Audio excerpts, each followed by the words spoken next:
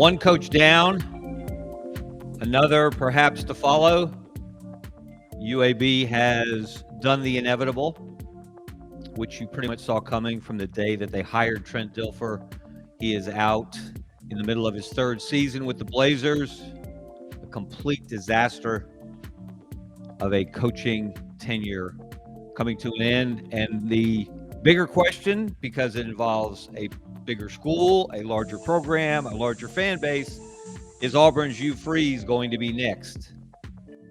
Another very angry crowd left Jordan-Hare Stadium on Saturday night after a gut punch against Georgia that came from a number of directions, not all of Auburn's making. But the fact remains, you are what your record says you are, and Auburn went from 3-0 to 3-3 in what seems like the blink of an eye. And really, no one should be surprised. We'll get into that more as we get into the show. Hope everyone's off to a great week. I'm Kevin Skarbinski. This is Scarbo Knows. Welcome into the heart of college football season, and now it is firing season.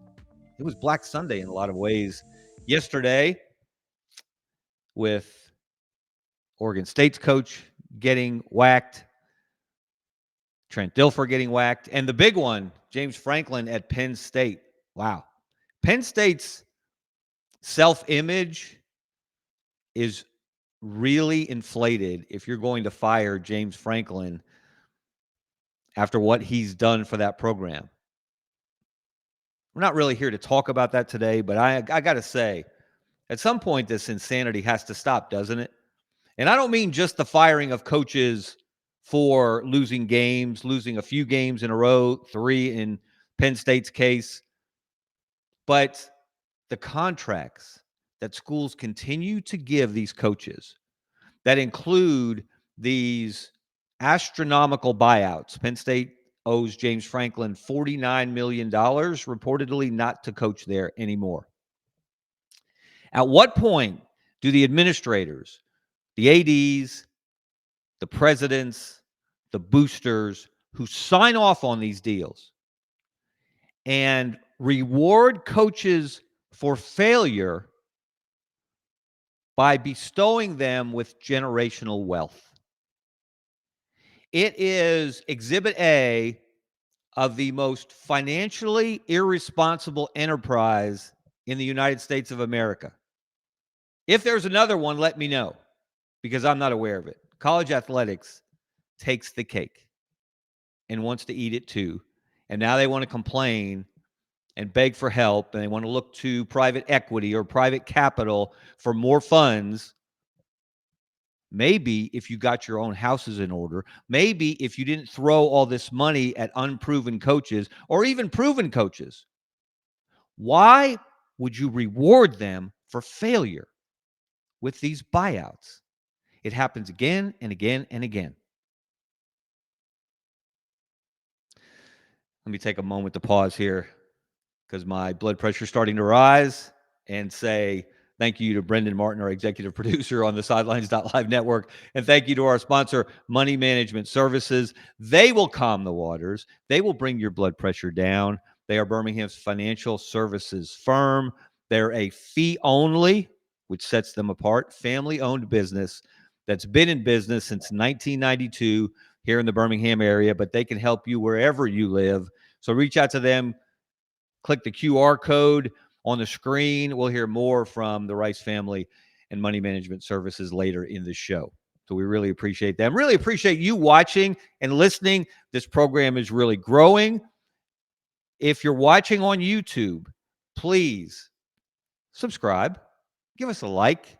Doesn't cost you anything, but it does help us. So we appreciate all of you who have done that, and we encourage you, the rest of you, to join the family. All right. So let's get into it. Let's start with UAB. Let's look. The numbers, I don't know if there is a category for the worst coaching tenures in college football history, but Trent Dilfer would have to be on the list.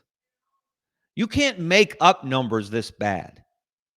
You almost have to try to fail this spectacularly. In 2.5 years with the Blazers, Trent Dilfer was 9-21. He was 5-14 in the American Conference. 0-15 on the road. Not a single road win. And this is what really takes it off the chart. 18 of his 21 losses came by 10 or more points. And 12 of his 21 losses, more than half, came by 20 or more points. Again, you almost have to try to be that incompetent. And what makes it even worse is this was not an incompetent football program that he inherited. This was not a program wandering in the wilderness when he arrived on the scene with zero college coaching experience. We all know what UAB did under Bill Clark. First of all, giving the program hope in 2014. Then came the shutdown. Then came the return. Then came winning season after winning season after winning season, bowl game after bowl game after bowl game, conference championships. The program was so successful under Bill Clark that UAB was able to earn an invitation. It was then, of course, in Conference USA, and with several of its conference members, it was invited to join the American Athletic Conference. And that move happened primarily because of the incredible work done by Bill Clark and his staff and Bryant Vincent, his offensive coordinator, who, when Bill resigned, retired, stepped down because of back problems, which were real. Don't misunderstand. His back issues were real, but his real issue was much bigger and more concerning than his back. So Trent Dilfer inherited a program that even under Bryant Vincent in his 1 year as the interim coach, they went 7-6. They lost so many close games that year, but they also closed the year with a bowl win. After Bill Clark's last game the year before was a bowl win over number 13 BYU. So UAB had a new stadium, protective stadium, beautiful downtown Birmingham. They had a new indoor facility. They had a new football facility, I should say. And they had the covered pavilion, which was a brilliant idea. They couldn't afford a complete indoor facility. So they built a pavilion so they could practice, for the most part, out of the elements and not have to go across town to other schools, other fields when it rained, because their old facilities were, when Bill Clark got there were countless high schools in the Birmingham area who had better facilities than UAB. Well, UAB upgraded all of that. Bill Clark went out in the community. Bill Clark rallied people who didn't much care about UAB one way or another and got them on the bandwagon. And they contributed in a big way, the Gang of Seven that helped bring UAB football back, and then allowed Bill Clark to do the things he needed to do to build a winning football program. And then it all went away. Because, well, there are several reasons why, but one of the exhibits on the front page is the hiring of Trent Dilfer. So he was in over his head from the start, and the problem was he thought he was the smartest person in the room. Now, I'll be honest, I never got to know Trent Dilfer while he was here. I reached out to him several times to set up interviews. He ignored me every time. So that's his choice. Was his prerogative. But the man, from all accounts, everyone I talked to, I know a lot of people who know a lot about UAB football and about UAB athletics in the city of Birmingham. I talk to those people. They share things with me. And They have for years, and I've always appreciated it because they have UAB's best interests at heart, as do I. So that's why I get angry when people say nobody cares about UAB football. That is one of the biggest lies that gets told in the state of Alabama about college football. UAB was drawing 25, 30,000 people a game at Legion Field when Bill Clark was there winning games and winning championships. And that may not compare to 90,000 at Auburn or 105 or 108 or however many people they can jam into Bryant-Denny Stadium in Tuscaloosa. Apples and oranges. UAB was at or near the top of Conference USA in attendance on a regular basis under Bill Clark because they won football games and they competed for and won championships. And Trent Dilfer thought that he was going to come in here and he was going to take UAB to the next level. As he said, he didn't inherit, in his introductory press conference, he said he didn't inherit a fixer-upper of a house. He just inherited a house that needed, some upgrades here or there. And he was going to be the man to do it.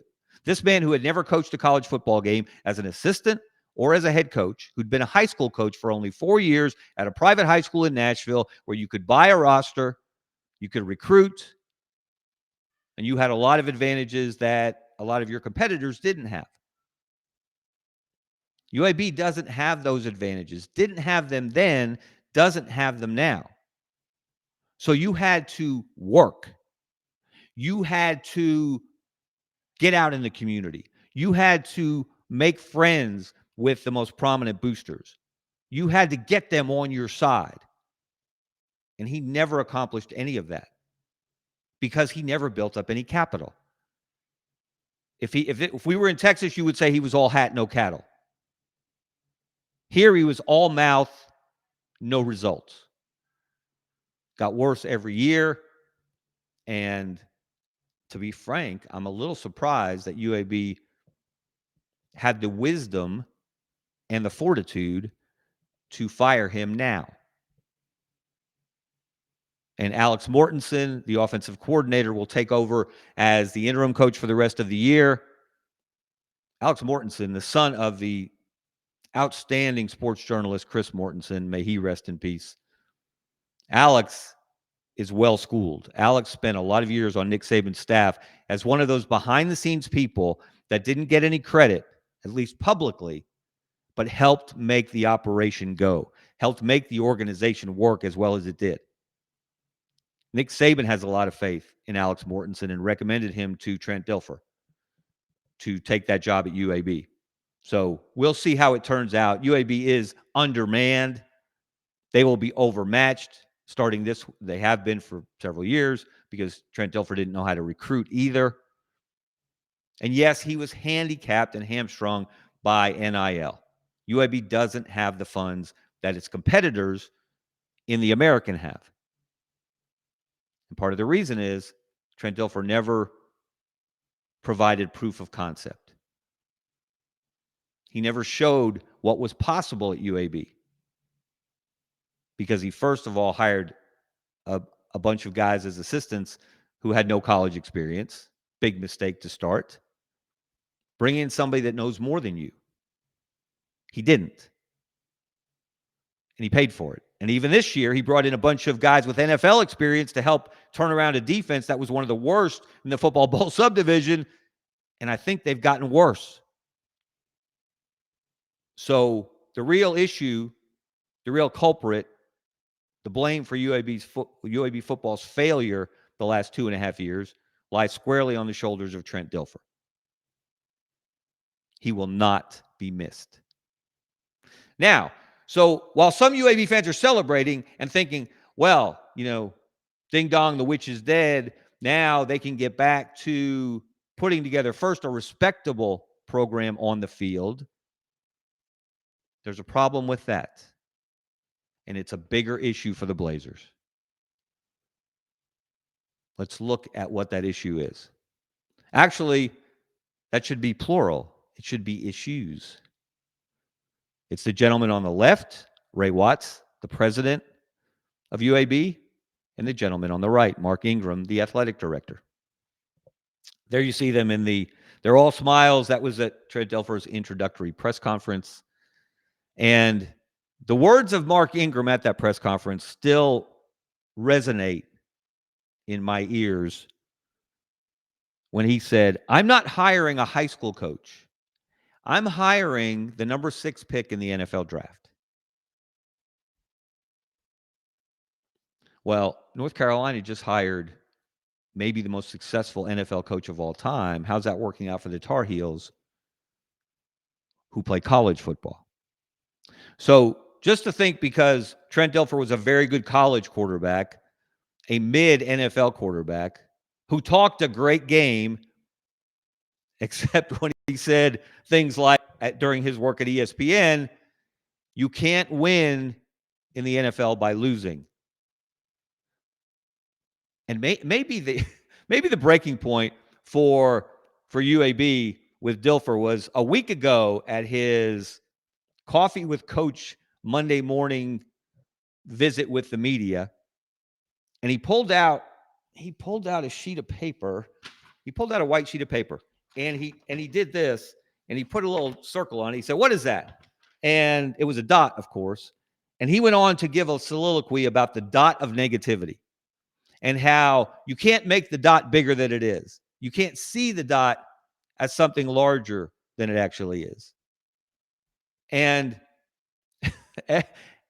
again, it just became a running joke. But the problem is he was in that position to turn UAB into a laughingstock because of those two gentlemen right there, Ray Watts and Mark Ingram. First of all, Ray Watts is the man behind shutting down UAB football in the first place. Oops. There's a fumble. Back in 2014. Did it in a disingenuous way. And Ray Watts doesn't much care about UAB athletics. Now, I know he has a lot of other things to worry about. He is the president of the university. But he has never seemed to grasp the concept that athletics is the front porch of your university. And the more successful your athletics program, the more it can benefit the rest of your university. As UAB has grown as an undergraduate destination, as it has improved its facilities, not just for athletics, but in other ways for regular students, if you will, made a true on-campus atmosphere. A lot of that was driven by Bill Clark's success. The enrollment continued to rise during those years. But Ray Watts, he would rather not have to worry about athletics in general, and football in particular. Which is funny because he was a high school football player in the Birmingham area, back in the Stone Age. So the real problem, and Ray Watts isn't going anywhere. I hate to inform you, UAB fans, but he's not going anywhere. I don't think anytime soon. So you have to deal with him. But the bigger issue is the man on the right. That's Mark Ingram, the athletic director. Mark Ingram, well, how should I put this? He may be the most disliked, mistrusted administrator in college athletics I've ever encountered. And that's saying something. I mentioned earlier Bill Clark retiring because of his bad back, and he had to have fusion surgery, which was true. But the bigger pain in his backside was Mark Ingram. Mark Ingram is primarily responsible for pushing Bill Clark to make the decision to leave. And it wasn't intentional on Ingram's part, I don't think. It was his lack of understanding that your job as an athletic director is to give your coaches the best opportunity to be successful, to show up on a regular basis, not just when they're handing out trophies and taking photos, but behind the scenes. What do you need, coach? What can I do to help?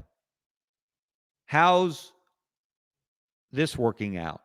What about this idea? Come to him with ideas. And yet Bill Clark felt, and I can say this with very good authority, that he was in a tug of war on a daily basis with his athletic director. because the athletic director was more concerned with pinching pennies, with being overly officious. Look it up if you don't understand what it means. And really wanted to be seen as someone who deserved more credit than he did for UAB football's success. And probably, not to play amateur psychologist, but probably harbored some jealousy because Bill Clark got the credit as he deserved for UAB football's success, not Mark Ingram.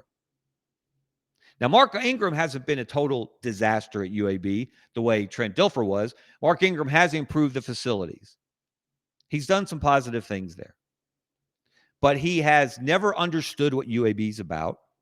He has never understood the relationship, what it should be between an athletic director and a head football coach. So his two biggest sins have been helping push Bill Clark towards the door and then opening the door to Trent Dilfer. And I'm telling you this right now. If the firings at UAB stop with Trent Dilfer, nothing is going to change. If you let Mark Ingram hire the next football coach, you have failed as a university. I can't tell you how many texts I got last night, phone calls from people within that athletic department, boosters of that program, of that university, who said that very same thing. Ingram's got to go next. Do I have confidence that that will happen? No. Because I think for some reason I cannot fathom, and others that I know can't either, Ray Watts likes Mark Ingram, or he's comfortable with Mark Ingram as his athletic director. So, unless something changes behind the scenes, it will likely be Mark Ingram hiring another coach. And that is a bad, bad idea. So good luck to UAB. Who's on the short list? You know, just to point out the incompetence of Mark Ingram when it comes to helping shepherd a football program as the AD. You know who he could have hired the last time when he hired Trent Dilfer? He could have hired Barry Odom. Barry Odom was interested in the job. But Mark Ingram told people after talking to Barry Odom, he at least had him on his list. They had known each other at Missouri when Ingram worked there and when Odom coached there. He told people behind the scenes that Odom was too boring. And I think that's what he thought about Bill Clark as well. Barry Odom, defensive-minded coach, as Bill Clark was. Bill Clark won games on defense and toughness and a hard-nosed running game. He didn't blow people out. He didn't throw 50 passes a game. He didn't light up the scoreboard. But he hung W's on the scoreboard. And that apparently wasn't good enough for Mark Ingram. And so he passed on Barry Odom, who went on to UNLV and had enough success there to get the job at Purdue. Good call there, Mark Ingram. Good call. So you're going to let that guy hire the next football coach? Again, if you do, you're not serious about football at UAB. And there are a lot of people in this community and across this state who do care about UAB football deeply, who care about that university, care about that athletic department, and it's not just football. And if Andy Kennedy hadn't fallen into Mark Ingram's lap, who knows where UAB basketball would be. So we're gonna move on from that before I say something that really gets me in deep water. I'm just going to tell you, UAB deserves better. It deserved better than Trent Dilfer, and it finally understood it. It deserves better than Mark Ingram, and when are they going to see that light? But there's another football program in this state that is in deep water, and another coach whose seat just got a little hotter after what happened Saturday in Jordan-Hare Stadium. All right, we're going to get into some details, but let's look at first the numbers, the bottom line, because the bottom line is the bottom line. And who still believes in Hugh Freeze? I asked that question on Twitter yesterday. And the answers were not promising for Hugh Freeze. Overall, he's 14-17 in the middle of his third year. In the SEC, he has the exact same conference record as Trent Dilfer had when he was fired yesterday. Hugh Freeze is 2-7 in SEC games in Jordan-Hare Stadium. So he is helping to bury the idea that Jordan-Hare is one of the best home field advantages in the country. That is gone, except for the Alabama game. It still exists when Alabama rolls in there. But otherwise, the mystique of Jordan-Hare, that crowd on Saturday night was off the hook. The light show, the noise, the ceremony to retire Cam Newton's jersey. Auburn had everything going for it. They couldn't bring it home. And we'll break it down in a moment in more detail. But against ranked teams, Hugh Freeze is 1-11. And in games decided by 10 points or less, the closer the game, I believe, the more impact a head coach has on the outcome. A personnel decision, a play call, a motivational moment on the sideline with an individual, whatever it might be. And in games decided by 10 points or less, he's 2-11. That's not good enough. It shouldn't be good enough. Not for Auburn, not for anyone in the SEC. So let's get into what happened. I know the anger among Auburn fans, and not just Auburn fans, at the officiating on Saturday night reached new levels. You had Alabama fans coming to Auburn's defense and just howling about a number of play calls in that game, but particularly the tush push. Now, Auburn hadn't pulled this out before. This was a new one. Auburn had a week to prepare, so they come out against Georgia. First of all, they did a great job game planning for that game. The Auburn offensive staff, led by Hugh Freeze, they went right down the field, scored a touchdown on their first possession. Second possession, they go right down the field, but they bog down in the red zone. They kick a field goal. They're up 10-0. Georgia's doing nothing on offense. It looked somewhat like the Tennessee game when Georgia went to Neyland Stadium, and the home team was just pouring it on. Now, in Auburn's case, 10 points is pouring it on because that offense hasn't exactly been very spectacular under Hugh Freeze's tenure. So we get to late in the second quarter, and Auburn is on the doorstep again. And they decide to go with the tush push.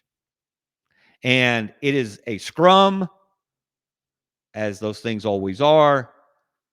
The ball comes out. No one knows. They don't signal touchdown. It appears, watching it live on television, that Jackson Arnold crossed the plane, which is all you have to do. The nose of the football crossed the plane, and it's a touchdown. You can't tell, though, and they show replays, and they don't have the angles aren't great. The view isn't perfect. Obviously, there are a lot of bodies in there. The ball gets punched out by a Georgia defender. Was the ball coming loose before he crossed the plane? The replay, they didn't call it. They didn't call it a touchdown on the field. They called it a fumble recovered by Georgia. Not sure why they didn't allow Georgia to run down the field with it as they did and count it as a touchdown. For the Bulldogs, this was, as many people have pointed out, the first time in SEC history that they took away a touchdown, that SEC officials took away a touchdown from both teams on the same play. But it appeared to me and to a lot of other people, after watching the replays, the best angles they had, that Jackson Arnold had crossed the plane with the football, or the football had crossed the plane while he still had possession before it was punched out, and therefore should have been a touchdown. And after the extra point, a 17-0 Auburn lead. But that's not what happened. After 10 minutes of scrutiny, the review, the replay booth, checking with Birmingham, of course, where the replay center is located at the SEC office, and they decided they didn't have enough evidence to overturn, so it remained a fumble. Okay, at that point, all hell was breaking loose in Jordan-Hare Stadium. And then the next drive by Georgia, there's one penalty by Auburn after another. And I'm sorry that was a target. Sorry, Auburn fans, but that was a targeting along the way. That was roughing the passer. They're going to protect passers. It's just the way it is. There's a screenshot. Jackson Arnold, the ball, he does not have possession there. The ball's already coming out. You see the Georgia defender who is punching it out. But it really was too close to call. And the replay was truly not definitive. So whatever they called on the field was going to stand. It just was. Because you're supposed to have clear and incontrovertible evidence to overturn a call. And the replay angles, the nature of the play, didn't provide that. So it was going to stand. And everybody wearing orange or navy and orange went nuts, including Hugh Freeze. And then the next drive happens, and there are several penalties against Auburn, which, again, I believe actually were penalties. And Georgia kicks a field goal. Okay, so we get to halftime. John Cohen, the Auburn athletic director, is walking off the field. He's walking not at the officials, but near the officials. He's barking at the officials. I'm not sure that's the right thing for the CEO of your athletic department to be doing. I know John Cohen is a competitor. He's a former baseball coach in the SEC at Mississippi State. I'm sure he was incensed, and that's understandable. His anger was understandable. Hugh Freeze's anger was understandable. And if you watched Hugh Freeze, though, in his halftime interview with Molly McGrath from ABC, he just seemed defeated. He just seemed like we can't win no matter what we do. And, of course, you can all flash back to the Oklahoma game a few weeks ago, the hideout touchdown that should have been penalized and wasn't, and it stood. But as I've pointed out, Auburn still had 40-something minutes of football left after the hideout touchdown to get its act together and win the football game in Norman, and it didn't. And then it got completely shut down at Texas A&M and was a disaster in the fourth quarter. So you already have this backstory of Auburn. Look, Auburn people historically feel like they get the short end of the stick. From the SEC office, which is located in Birmingham, and Birmingham has long been a Birmingham town. I've lived here a long time. There are plenty of Auburn fans here, but there are more Alabama fans. And when the Iron Bowl was played at Legion Field, it was not a 50-50 ticket split. There were more Alabama fans in there than Auburn fans. And Alabama played a bunch of its home games there. Auburn at one time played a few home games there, but then they moved all of their home games to Jordan-Hare. So it was not quite even. So Auburn fans, with some good reason, have always felt put upon. They have always felt like the underdog, that they don't get the breaks. Although I might remind them, funny that Cam Newton was in the stadium on Saturday night, and he did all he could. He's out, he's grabbing megaphones, he's in the student section, he's leading the swag surfing. He is into it. I'm old enough to remember when people, Auburn rivals, opposing fan bases, said Cam Newton would never darken Auburn's door after that 2010 season. After he won the Heisman, he led the Tigers to a national championship. He doesn't care about Auburn. He's off to the NFL. You'll never see him again. Obviously, another lie told by Auburn's rivals about the Cam Newton experience. But Cam was doing all he could. And if you recall, in 2010, when people were making accusations, unfounded accusations, never proven by the NCAA during its 13-month colonoscopy of the Auburn football program and the recruitment of Cam Newton, they never proved that Auburn gave him a dime or gave a dime to his dad or his dad's church, et cetera, et cetera, et cetera. But who stood up for Cam Newton during that time? Who went to bat for Cam Newton during that time? Mike Slive, the SEC commissioner, and the SEC office. So Auburn has not always been, there's Cam, who has a creative way of dressing, particularly in his hat selection. There he is with one of the cheerleaders' megaphones. And again, I have to say this. I have to say this every opportunity I get. Greatest individual season in college football history, 2010, period, end of discussion, don't at me. So it was cool to see. And you know what? Maybe the coolest thing on Saturday night was Cam Newton saying, I gave Auburn 365 days of enjoyment. Auburn has given me a lifetime of appreciation. You can't say it any better than that about what Auburn means to former players, to alums, to generation after generation of the Auburn family. Other people mock it, but it's a real thing, and it matters to them. And I understand your anger. I understand your frustration. I thought it was a touchdown also. But, and this is a big but, you have to turn the page. This is sports. This is life. Adversity is going to hit you in the face. And after the tush-push call, or non-call, however you want to look at it, after the replay was not overturned, after the touchdown was not awarded to the Tigers, there it is again. First of all, maybe don't fumble the ball. Maybe secure the ball so it doesn't come out at all. All right? That's something you can control. I know it's hard to control when the guys are punching at footballs more and more. That's the standard now for defensive players. Punch the football out. But maybe if you secure it, the ball doesn't come out. We're not having this conversation. But even after that, after Georgia's penalty-marred drive for a field goal at the end of the half, you're still winning the game 10-3. You still have put up over 200 yards of offense against Kirby Smart's defense. You have 20 minutes or so of halftime to regain your composure, to steady your team if you're Hugh Freeze, and then go out and do what you did in the first half. Keep moving the ball. Keep putting points on the board. Keep putting pressure on Georgia. That's not what happened. It completely flipped. It was as if the air went out of the stadium, and particularly it was as if the fight went out of Hugh Freeze. And you could see it in that halftime interview. And I know I'm playing amateur Sigmund Freud here, but go back and watch it. I actually thought at one point that he almost was fighting back tears, that he was on the verge of tears. That's how upset he was. But that attitude, that vibe, that carries over to your team.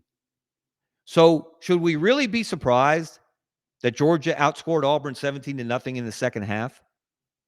Should we really be surprised that Auburn had, I believe, 23 snaps in the second half for a grand total of 40 yards, most of them on the final drive, which ended up turning the ball over on downs? Should we really be surprised that Kirby Smart and company made adjustments? Hey, that bunch shut out Alabama in the second half in Athens, but Alabama had put together enough points in the first half to win the game. So Kirby Smart, who has now won 9 straight games against Georgia, with Georgia against Auburn, which matches the longest losing streak by Auburn in a rivalry series, the 9 games that Alabama beat them from 73 to 81. Kirby Smart made adjustments. Hugh Freeze did not counter. His team lost its fight. And who do we blame for that? And then in the postgame, this resonates with me, and I would encourage you to read my column today. You can find it on al.com. I encourage you to subscribe to the Birmingham News. A lot of good stuff there for subscribers that is not available to all people, all readers. But look at this quote from Hugh Freeze after the game. In his opening post-game remarks, he said a number of things leading up to this. We felt like we were going to win the game, and here I am feeling again that we don't quite know how to do that. Hugh Freeze has been a coach in the SEC for 7+ years. This is his 8th season as an SEC head coach. He had a losing record at Ole Miss, 19-21 overall in conference games. And he has a worse losing record in 2.5 years at Auburn at 5-14. He has not demonstrated that he can make a decision or influence a game in such a way that his team will find a way to win a close game. Have they improved the talent level? Absolutely. The gap between them and Georgia is a lot closer than it was in 2023, Freeze's first year at Auburn. And what happened when Georgia went to Auburn in 2023? The game was tied at 20 with about 6 minutes left when Georgia went on a game-winning drive led by Carson Beck and primarily Brock Bowers. So you were closer to beating Georgia in your house 2 years ago when Georgia had far more talent than you did. When Georgia was coming off 2 straight national championships and was making a run towards a three-peat, which Alabama derailed in the SEC championship game, you shouldn't have been on the field with Georgia in 2023. You shouldn't have been close in the fourth quarter with Georgia in 2023, but you were.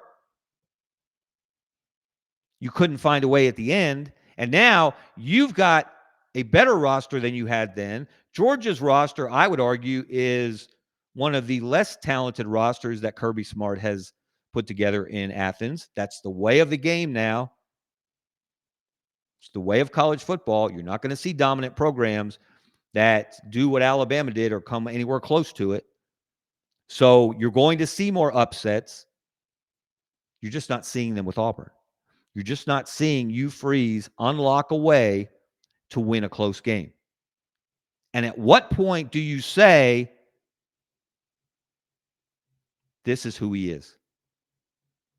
This is the way it's going to be. If he hasn't figured it out by now, not just in 2.5 years at Auburn, but in 5 years before that at Ole Miss, what makes you think that he's going to find some answers now? So that raises the larger question, what does Auburn do? Hugh Freeze was already on the hot seat when the season began. We all know that. But what does it mean? And let me caution you, and this goes for the UAB coaching search, the situation at Auburn now. You will hear a lot of stuff from a lot of people. You will see candidates thrown out at UAB that will never appear or never occur to Mark Ingram or whoever's doing the hiring.